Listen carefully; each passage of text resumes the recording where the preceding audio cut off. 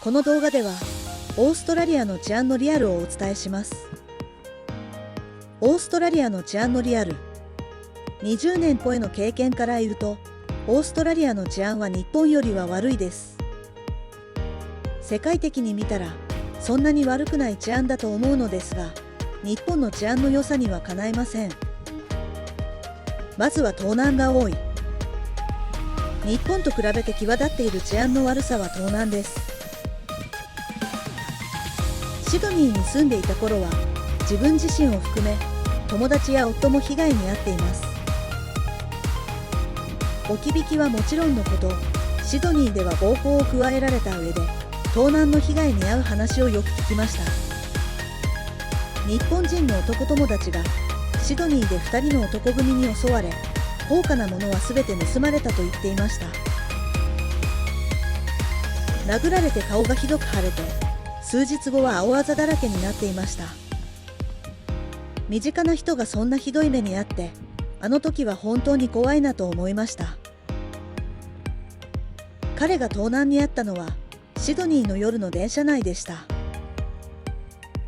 セキュリティの近くの車両、確か青いライトの目印があったようなに乗っていなかったのかもしれません。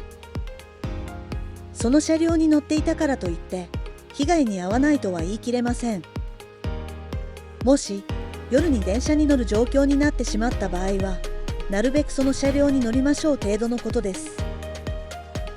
一番のリスク管理は夜に出歩かないことです。偉そうなことを言っていますが、私もシドニーで暮らしていた20代の頃はよく夜に出歩いていました。若かったし、友達とグループだったのでパブからパブへ飲み歩き回っていましたが、今考えるとリスキーだったなと思います。本当に何もなくてよかった。私の盗難の被害は置き引きでした。シドニーの夜9時くらいだったと思います。アルバイトで働いている最中に店の棚に置いてあったカバンを一瞬で丸ごと盗まれました。泥棒は背の高い若い白人男性でした。急いで追いかけましたが、すぐに見失いました。彼が逃げていった道をバイト終わりに捜索して、道端に捨てられたカバンを見つけましたが、貴重品はすべてなくなっていました。自分が愛用していたものはカバンの中に残っていたので、それらが見つかっただけでも相当ラッキーだったと思います。ちなみに盗人を追いかけたり、夜更けにシドニーの街で盗まれたカバンを探すのはとても危険な行為です。皆さんはくれぐれも真似をしないようにしてください。盗難に遭ったことを警察に届け出て、すぐに家に帰りましょう。海外での暮らしは日本のように安全ではないです。海外移住すると日本の治安の良さを再確認することになります。人によってはゲートウェイのリスクがある。オーストラリアでは若者の間で薬物が出回っていたりします。薬物への接触が容易な点でも、オーストラリアは日本より治安が悪いと言えます。夜遊びに出かけると、タバコではない葉っぱの匂いが漂うのはよくあることです。シドニーでは昼間でも街を歩いていると、あの香りが漂うことがあります。周りと一緒に楽しむという流れで、いとも簡単にトライできてしまう環境があることは確かです。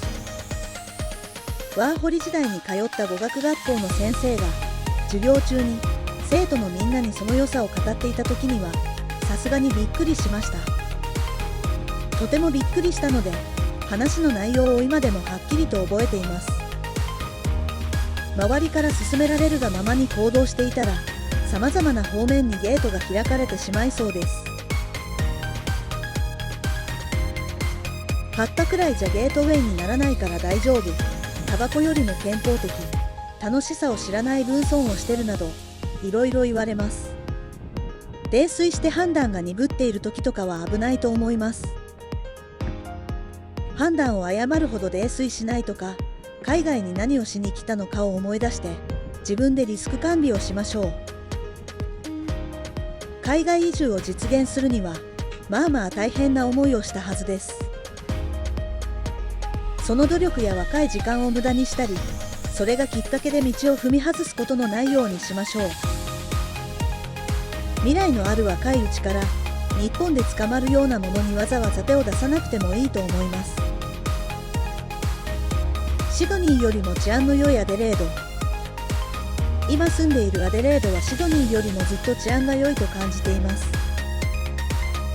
若者の間ではベイクやタバコに始まり、葉っぱも普通に出回っているみたいですが、アデレードであの香りを嗅いだことは今のところないです。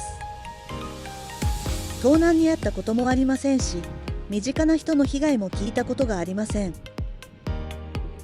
子育て中心の生活で安全な時間帯や場所だけで行動しているからかもしれません。一度ウールワースで財布を忘れましたが、中身もすべてそのままに戻ってきました。